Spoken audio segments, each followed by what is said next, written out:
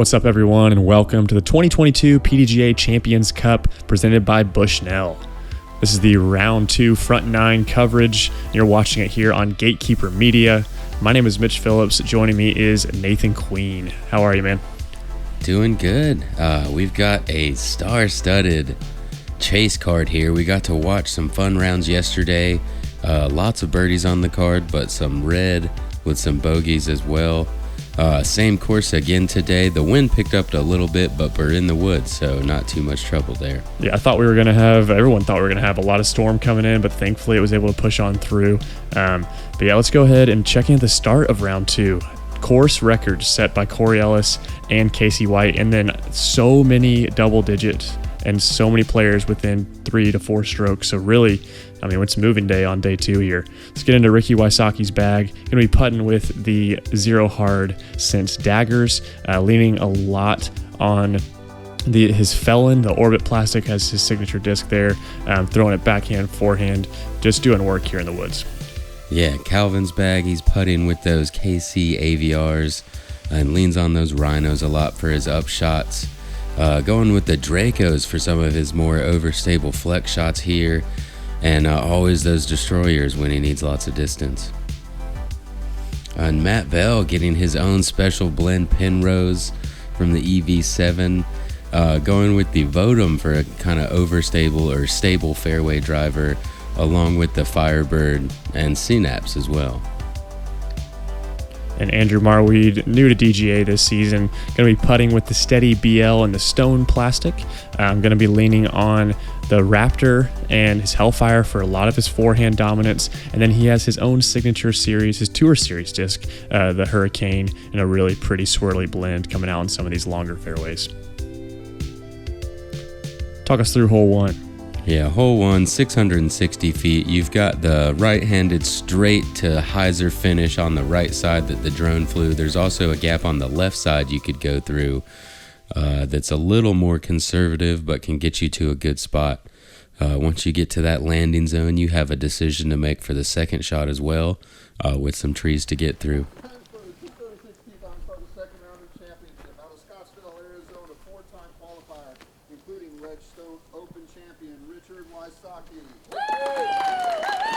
Yeah, and yesterday we saw a lot of players try to go for that flex gap. And I think that's a little bit more of a difficult line, kind of first shot of the round, but definitely can put you in a better spot if it works out.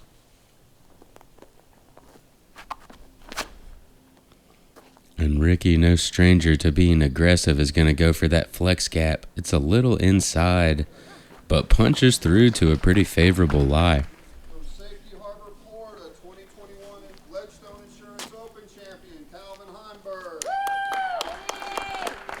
Calvin, no stranger to lead card here at the IDGC, winning in a playoff back in 2019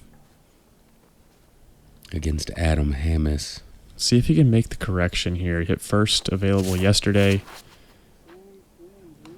Hit second available today, but slightly better, I suppose, but still not what you're looking for. You got a pretty forward kick, though. Got Matt Bell. Awesome woods player here. Very unique form. Fun to watch. New to Thought Space Athletics this year, along with EV7. Here's the flex play as well from Matt. And that's great. Right in the middle of the fairway. Set yourself up to be able to choose if you want to go to the forehand or the backhand in that second shot. Marwede as well, new sponsor with DGA. Known for his forehand, also a really good woods player. Has been pretty vocal about that. He loves the East Coast swing, being able to shape lines through the trees. This is one of his favorite courses on tour. Yeah, he's a Michigan player, so lots of woods up there. I enjoy playing up in Michigan. Going with that safer flex line. Gets off to the right side a bit and stays out of the woods. He's going to have the right side gap to go with on his second shot. Calvin can pull off something crafty here. Oh, and he does. Yeah, stands up nicely, gets lots of distance with that roller. He should have a fairly easy up and down to be able to save his par now.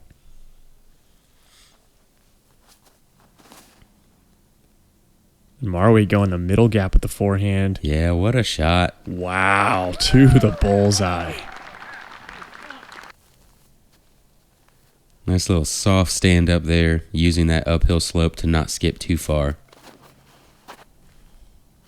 And Matt pulling this one just a little bit too much flex on that mid-range. And Ricky being on this left side, having to get a little bit crafty.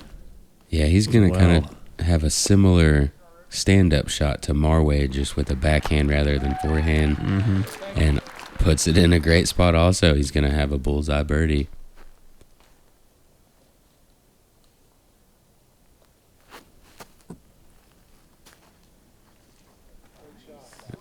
A great touch shot there from Matt Bell. He had those trees right in front of him, deciding to go around just to not test that gap. Pretty smart play when you're able to control your angles like that. Calvin had given a basket height run there. And this is kind of how this hole plays. Couple of birdies, couple of pars. Really depends on how you get off the tee. And just a lot of different ways to attack. Yeah, averaged 3.28 today. 28% of the field, 30% of the field able to card the birdie. Just not many bogeys, 58%. So that would be 58 players took a par. Yeah. It's kind of nice with the players' field being that even 100. Makes the stats a little bit easier to track and do that quick math. Tap in birdies for Ricky and Andrew. Pars for Calvin and Matt. Heading into hole 2, par 3, 390 feet. Backhand hyzer shot, but like so many on this course, it's a little bit more complicated than that. You need maybe a fairway driver, maybe a full driver, this kind of stand up to just pushing hyzer. You never really want to come off the angle. You don't want to push too far straight, as it can get pretty thick if you do. But one of the ones, it kind of feels like birdie or die as we're on the chase card here today. Bit inside from Ricky, but there is a gap over there. He'll skip up to probably 45 feet or so. Have a good chance for a birdie. Better mistake than pulling it off to the right side. Definitely.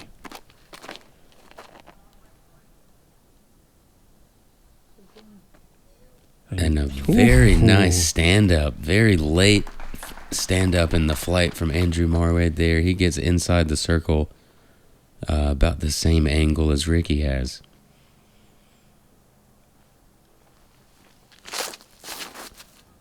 And Calvin disking down to that fairway driver. And this is a nice correction off of what they did.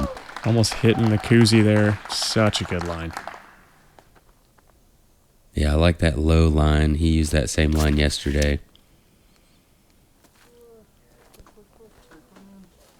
And this looks like it's going to join Ricky over there in the circle 2 area. He's probably a little inside of Ricky, but pin height also. Ricky from about 45.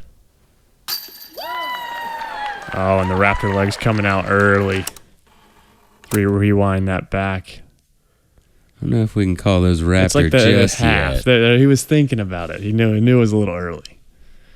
But 2 for 2 to start the round. Yeah. That's what you're looking to do here on Chase Card in second place. Or third place, excuse me. And Matt Bell as well. And I mean, it's an absolute understatement, like, to say that this is a good putting card. This is some of the best putters we have in our game right now. Matt Bell, a multi-world champion putter, and Ricky known for that, and Marwede as well, one of the best putters. And Calvin, I mean, this is just going to be a show today.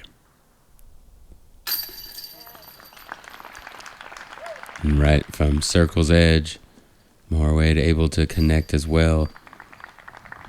Calvin going for the star frame on hole 2.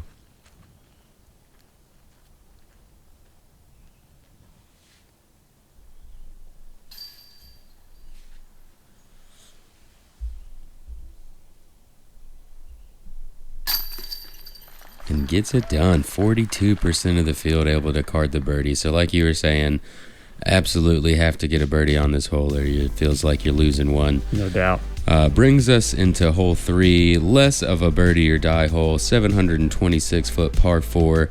Got to get around this corner. The farther right you can get, the easier you're going to have for your upshot. You got some somewhat low branches to deal with and a few sporadic trees around that corner. Pretty difficult to get an easy birdie here. What I like about this hole, though, is that if you make the 2 shots it's asking for, that kind of turnover shot and then a hyzer into the green, the lines are pretty true. But Ricky just catching that last tree, going to kick him into kind of the middle gap, have a decision to make on that second shot. And we talked about this yesterday with anybody really throwing a forehand off the tee. Marwede definitely someone who has that distance. Going to have to be more of a flip up, though. It's a little too straight. Stood this up a bit too much, but it does stay short enough that he's looking down the gap. Probably a par play from there.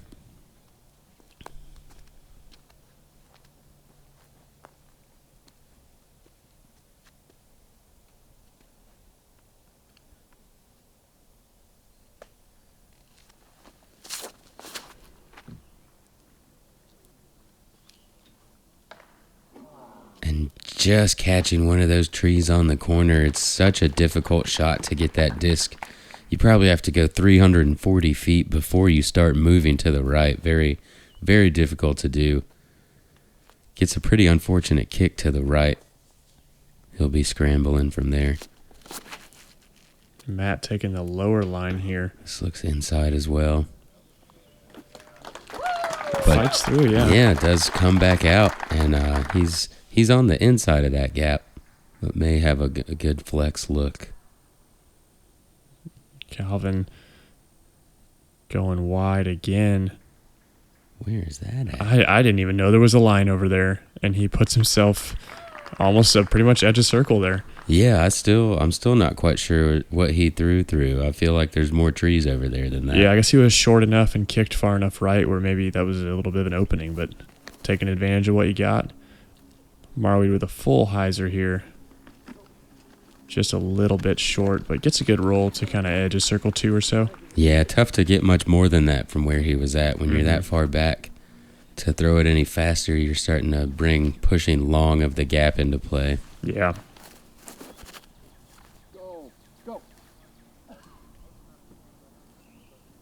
And Ricky getting some good speed on that. Skips up a little bit closer. He's inside of circle 2 as well. He'll be about 40 feet.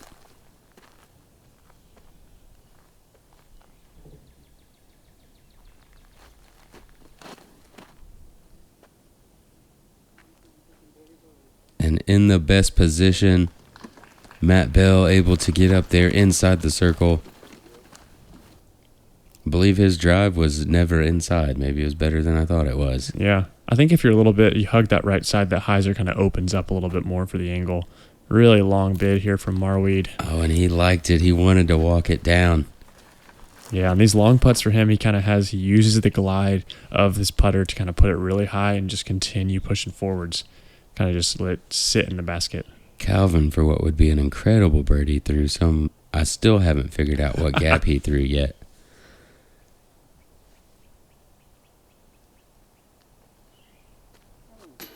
Oh, just low there, though. Oh, and knew it out of the hand, too. See if Ricky can go 3 for 3, continue. And low as well.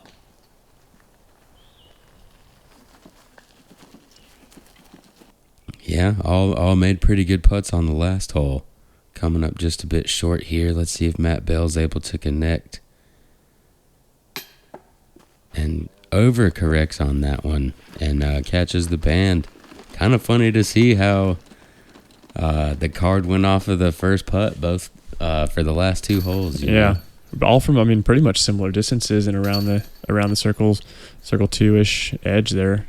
Be able to get it done on 2, but unfortunate to not get it done on 3. Yeah, not losing too many there. This hole averaged pretty close to par. Yeah, it was the 6th hardest hole on the day. 68% of the field taking par. Yeah.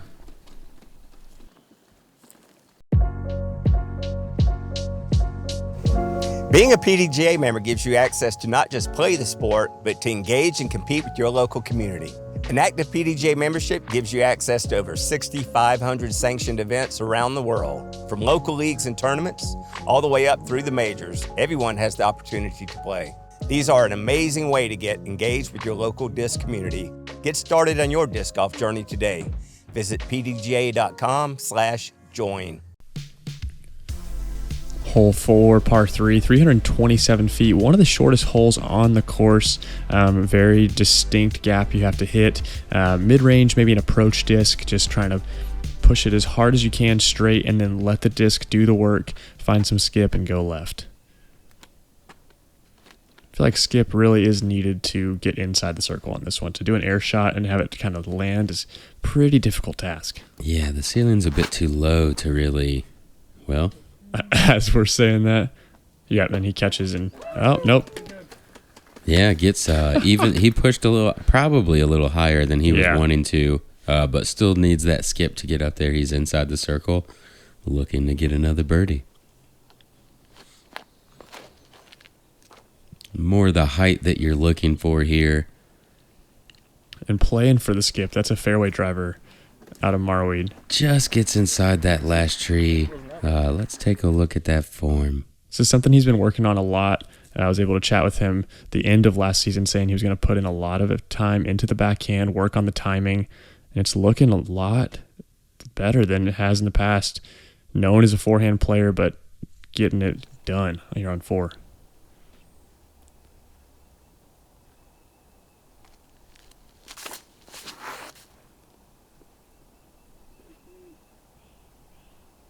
And Calvin with a great shot as well. Pretty unfortunate little tree bounce there, but I think he stayed inside the circle. We've got 3 looks for birdie.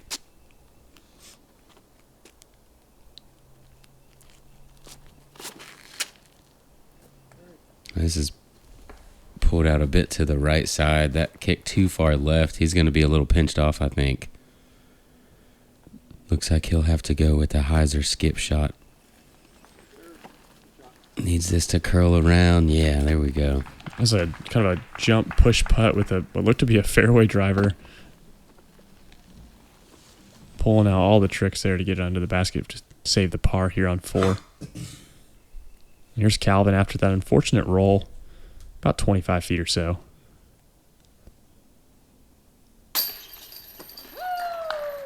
Yeah, able to connect this time. Corrects on the height. Also a little bit closer. Ricky from not too far away. We expect him to make this one.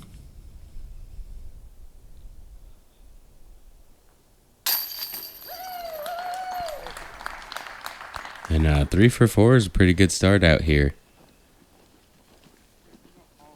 Yeah, we had course record yesterday. So, I mean, you're chasing it down. Matt able to save the par and finally get here to Andrew's drive. Yeah, the card go 3 for 4 too. Yeah, that's card playing the hole very well. A lot better than the field. Card playing at 2.25, averaging at 2.8. Brings us into hole 5, the grill hole, 432 foot. CTP par 3. Closest to the pin after the weekend gets theirself a Rec Tech grill. If you ace it, you get upgraded to a premium version. And even the non-premium version is a absolutely awesome grill. But Ricky hitting late. Yeah, you can see how tight this line is. He was just a little bit off to the right side and is kicked off to the left. He'll be scrambling for a par now. I mean, I'm not giving away a grill on an easy hole. You know, I mean, this played as the most difficult hole on the day.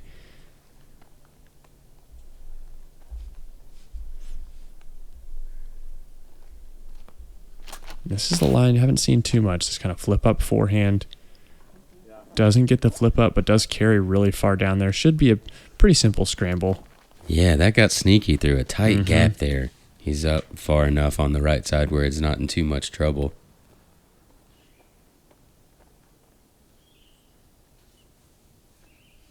Calvin going back with that fairway driver. He has a really nice shape for this hole. Oh, gets a second kick. That's going to put him back in the middle. Matt going to the full speed driver here.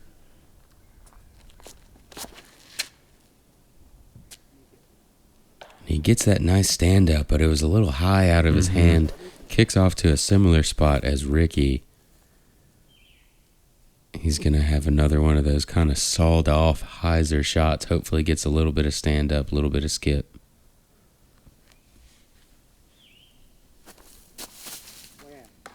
And a little bit too much stand up there. Yeah, kind of that jump / throw, trying to reposition.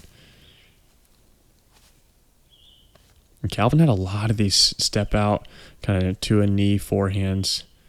That's what this course really demands. You have to have a high scramble ratio if you want to score. Yeah, as far as wooded fairways go, most of them are pretty wide. This is one of the tighter ones, but once you get off of that fairway, that's when you're really going to have to manufacture some type of, like you see here, two forehands from the knee. You really have to get to work if you get a kick off of the fairway. But like you said at the beginning of that thought too, the fairways are pretty open when you're in them. So you do have the ability to flex something out, as Ricky does there, put yourself in a good spot to be able to save the par. But Calvin did leave a lot on that one. He's probably mid-circle too to be able to save.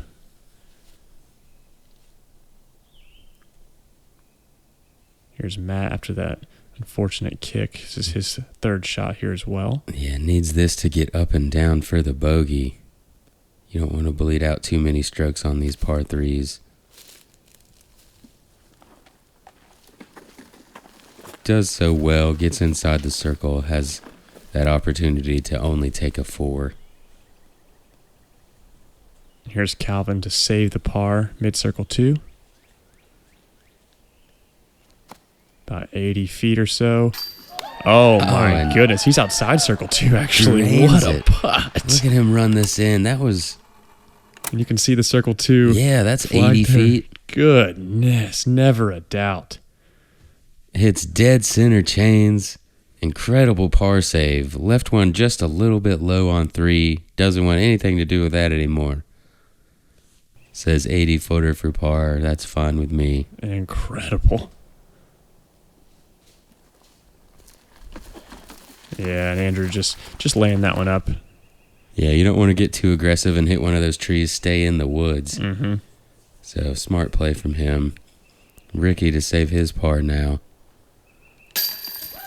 And able to get it. Has to avoid that tree. Hits left side on the chains. Yeah, a lot of the greens here at Jackson force you to kind of shape your putt a little bit differently. Kind of really starting to think about where on the green you want to land.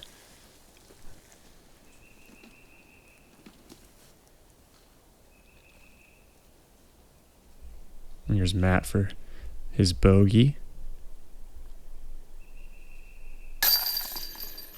And like we said, coming in as the hardest hole in the course, but only 0.17 above par. Yeah, just not a lot of birdies. 50% of the field taking a par, 32% of the field above par. One of the more bogeyed holes. Let's get into hole 6, par 3, 366 feet. 2 choices on this one. I would say 90% of the field's going on the right side. Very difficult. Left side, pretty tight, some guardian trees. But this one, again, it's going to be a hyzer out of the hand, but it's got to be this kind of pushing flip up that needs to just carry forwards. A lot of the shots here are either going to catch right and kick into the middle area, or they're going to fade out and be kind of that short left in circle 2. Don't hit. Oh, and it hits that stump. Yeah, catches that stump. Had a good angle on it. Was going to get a good flare. And kind of like a lot of the par 3s out here, this is one of those holes. A good shot's going to get you circle 2's edge, maybe a little closer, but a great shot is what you need to really have that circle 1 look. And just that little bit of extra stand up late in the flight. Yeah. Your disc has hit just enough trees to get that flight into it. Just little small things like that are what makes the difference on a course like this. And Andrew hitting the same stump to slow him down. Yeah, he liked the line, figured he might miss the stump. Does get a bit of a better roll off of it, but still going to be circle two's edge or so. And from the tee, you can't see that stump. It's right behind that last tree you're trying to get around. As Calvin takes more of an inside line here. Slows down on the ground play. Going to be in that circle two's edge, maybe a little bit further as well.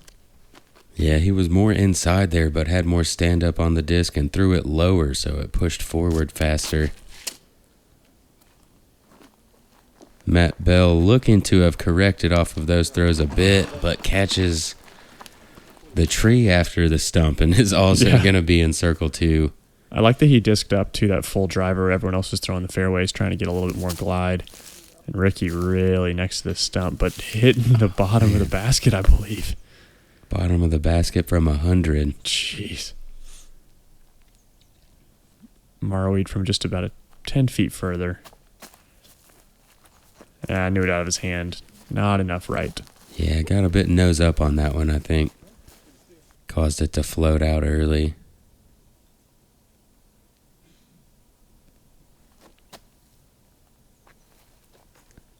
And Matt, similar result.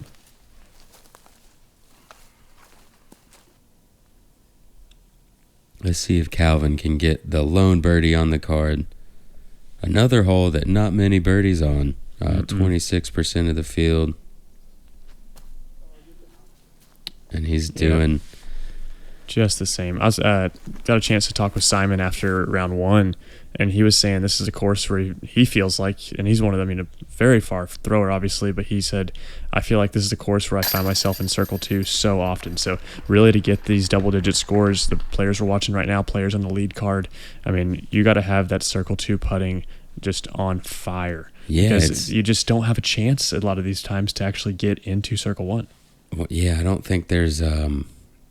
I don't think distance really helps you out all that much to get closer to the basket on these angles. It's just the late stand-ups or those late little trees that you have to avoid. The ground play, you're kind of playing for, changing the height of your shot, which is what makes this a championship-level course, in my opinion. The uphill on this one really brings in those angles to not let you get there as easily as well. Right.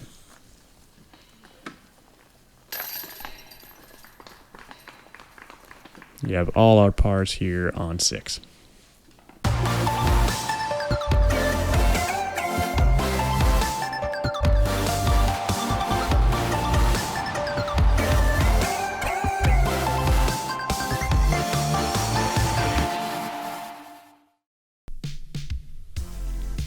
Here we are at hole 7, 744-foot par 4. Get a right-handed hyzer pushing forward with a pretty quick fade still at the end to about right here, and then you'll have another right-handed hyzer through this gap just around that tree. Try to land it softly. You don't want to spike something too hard in here and catch a roll down this hill. Pretty easy to push too long and get stuck in that right side tree line once you make this turn. And this looks maybe a bit inside. I think this is great out of Ricky. Yep, if you can be having your feet in some grass on this drive, that is so good. Yeah, he may have gone a little bit too far left to have a straight look, but still going to have that right side. Let's take a look at his form here. And Ricky, a natural flex thrower. He leans that head back so far and just snaps through really high through his chest. Yeah, and has that super aggressive curl in his arm that he's always had for that reach up. And that stayed, since he really came on the scene back in, 2012, 2013. Marwede taking a little bit of a further right, pulling it a bit, but... Yeah, slower speed here to get him down, and that's going to be a great spot. Yeah, kind of pulling back on the power to try to put himself in a position. That was really good. Calvin going with the overstable fairway here. Needing it to turn a little faster and gets just in front of those trees. He is also going to be in a fantastic position. Yeah, 3 really good drives here.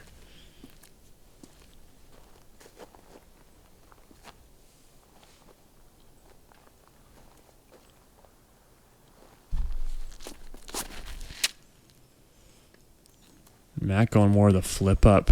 Yeah, and I think that came out a bit inside, but stands up nicely, pushes through those trees. He's gonna have a straight shot. He's gonna have a great look. Also, this is gotta be contending for the 4 best drives on a single card for the day. Yeah, to have no really scramble shots to get to this green, that is a rare thing to happen. So Andrew, the farthest back, but probably has the open angle. Oh no. And that's one of those, that's what this green can do to you. Came up just a bit short and catches that roll down into circle 2. Feels outside of circle 2 because that hill is pretty steep. The camera doesn't do it justice how uphill this green is.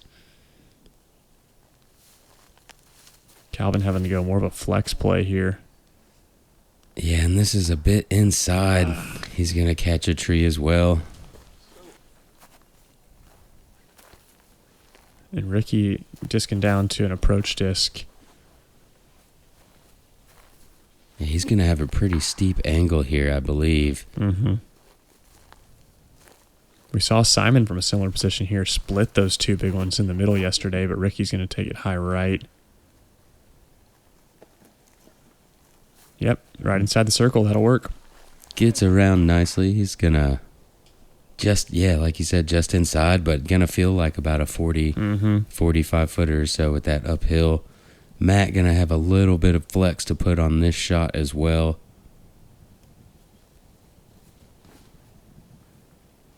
And needs some fortunate kicks to be able to have a birdie look. He's got 2 of them there. He's inside of circle 2, but not sure he's going to have a clean look. Matt Bell always knows how to make a putt, though. Excited to see if he's able to do so now. Even from the bottom of that hill, you really can't count him out, but he's going to have to go to the forehand to get it close. But even then... Oh, no. He hit you don't... At that point, you don't want to hit anything. Definitely not. Especially on this hillside, but it does sit down for him. And here's a good look. Marwede... I'm 6'3", and Marwede's got a good 2 to 3 inches on me, and you can still see how high this basket is over his head from circle 2 here. Oh, and he deserved that birdie. He threw a great shot. Thought he was going to connect on that one, but Ricky now, after 4 good drives, looking to get the lone birdie. And he does. And yeah, able to grab it.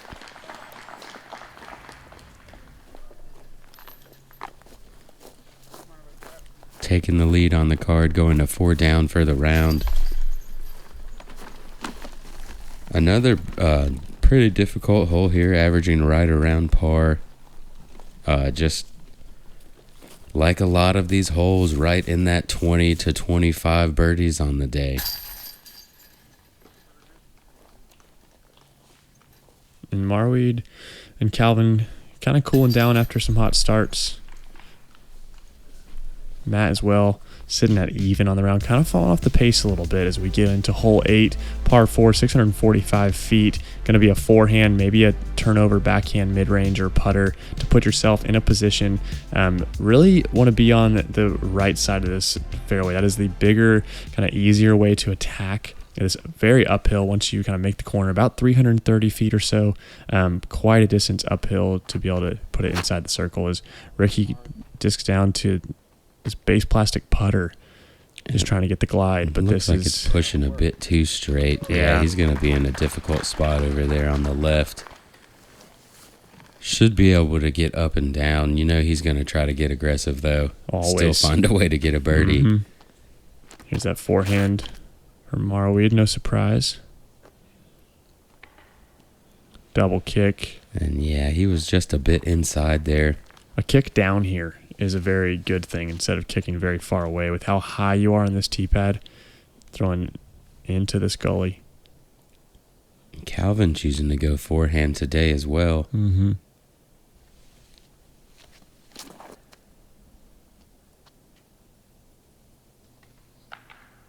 Yeah, just a little bit inside there for him. Also that good kick down. Yeah. And a bit to the left. So our first look here at Matt's forehand. And I really feel like the second shot is the difficult part of this. This first shot's more of a placement shot when you're going forehand. You can go for distance with the backhand. What? Oh, what an odd reaction. Must have clipped a root. I thought that was going to skip right near that kind of stump you want to be near, but man.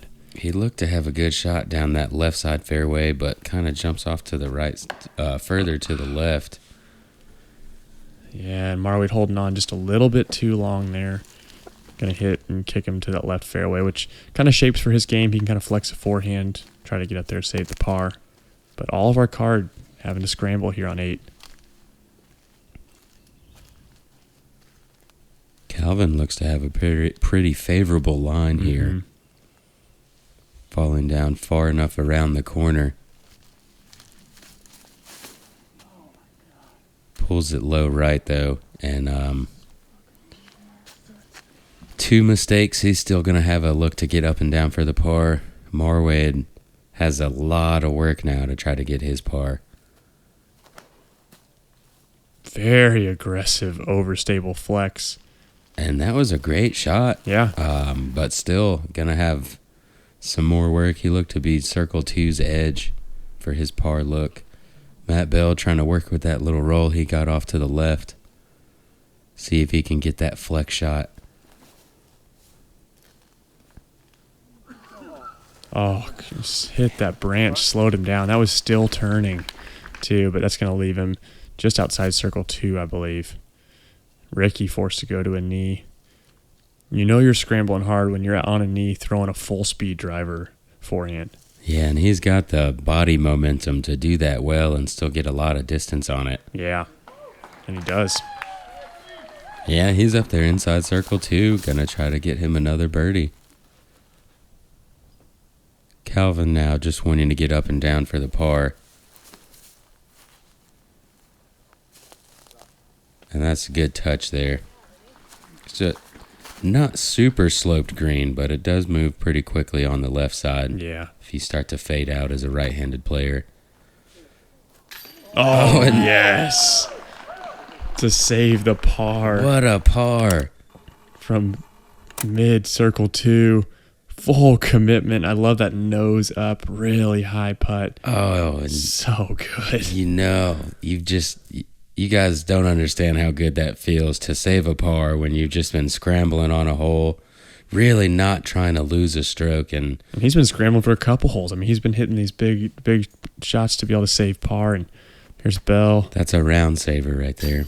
Oh, and Bell does it too. And not to be outdone, Matt Bell. For the birdie. Run it down, birdie. sir. Rewind this one back. Back to back. Such a different putting style from a similar distance. Lofts it up there on hyzer and just glides it in. Oh, yes. That slow motion fist pump feels so good. That's his first birdie in quite some time, too. Are we going to have 3 rewinds in a row here? Don't let us down, Rick. And you know he's not for the birdie. You know he's going to make that after watching the other 2 putts. Ricky's definitely one to feed off of that and make sure he doesn't get outdone. Just inside that rewind distance, though. Just inside it. Yeah. Sorry, Rick. Those other 2 still outshone you a little bit there. You got some holes to make up for it. And Calvin saves a par 2. Our card playing that really well. That one came in as the 4th most difficult hole. Let's get into the final hole on the front 9, Nathan. Yeah, hole 9, 618-foot par 4. You want to get a pretty straight shot. Once you move about 330 feet, you can move off to the left if you want to get a great shot in there. At that point, you've got a fairly open, if you're on the right side, shot with one tree you've got to decide to go right or left of. Not enough turn here from Ricky, but... Oh, gets a little kiss and Nice moves so far forwards. Tricky Ricky getting those tree kicks. Yep. He's up there over on the left side, a little tighter, but still definitely some gaps to get to the basket. Matt, similar here, needs to fight through this. Yeah, he's on that left side gap. Not as good of a kick there as Ricky had, but still from the left side, pretty attackable.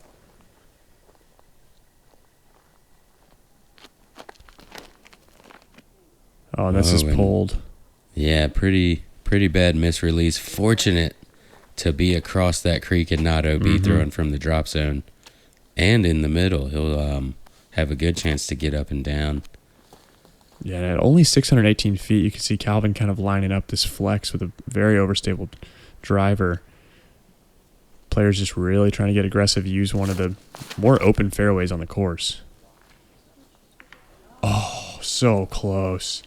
There is OB on that far right side, but he does stop early of it.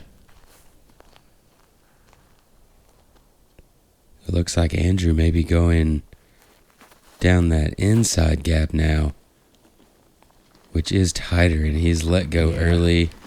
Gets another kick back to the middle, though. Gonna have a chance to get up and down for par. Calvin with a lot in his way here.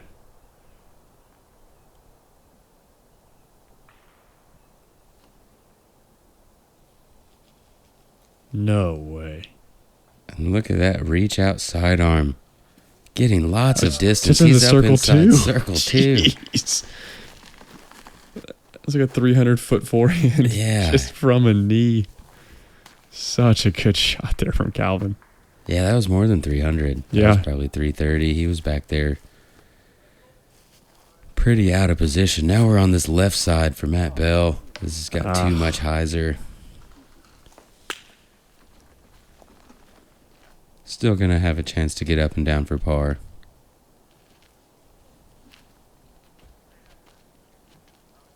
And Marwede needing to put this close to save the par streak. Oh, and caught that last one on the way. It was starting to fade. He was playing the ground play. We finally get to Ricky's drive where he's got an approach disc in his hands. Flexing it back. Oh, and this hole's easy for Wysocki. Just gets around those last trees. Going to tap in his birdie to go 6 down on this front 9, making a move on the first moving day. Matt Bell hitting the koozie again. Yeah, going to tap in that par.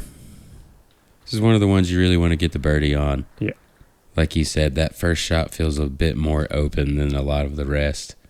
And even the second shot, you've got a lot of openness in the front of it. Andrew Marwede. You know he's going to get his par. 2 in a row. Let's see it again. Comes all the way behind his body there, full extension. Yeah, you can't even see the basket. Oh, so good. I was standing behind him when that happened and literally no view of the basket. Such a good putt. And that puts him through a round and a half bogey-free.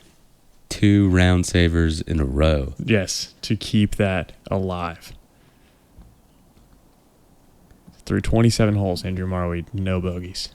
Calvin for an incredible scramble birdie after being out of position. Oh, just off the top. Yeah, just a bit high.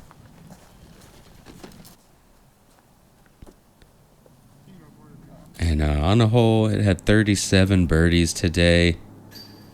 Chase card just going to get one of them here. Yep. Andrews felt like a birdie with how explosive that putt was, but yeah, absolutely. He had it felt like a birdie for him probably, knowing it was a par just after that tee shot. Sometimes even if those are bogey putts, it's when you have that big putt and that momentum, especially on hole 9, kind of changes the trajectory, gets you reignited, ready to take on the rest of the course. Checking with our leaderboard here, front 9. You know, pretty good scores here. Matt Bell falling a little bit off the pace. Ricky definitely setting the pace, jumping up to first place after the front 9. Super clean. Only 1 bogey on our card here. Yeah, surprising super to see clean with all of the trees. Austin Hannum making a move here on the second round, jumping up into the top spots. Thank you to our Patreon supporters. Thank you for checking us out here at Gatekeeper Media. Be sure to like and subscribe. I'm excited to continue on. We are still not even halfway through our first major of the year, Nathan. Yeah, we're getting to watch some great golf, and like we were talking about, getting to see some great putts as this provides Circle 2 out here. Looking forward to watch the rest of this round and the rest of the weekend. No doubt.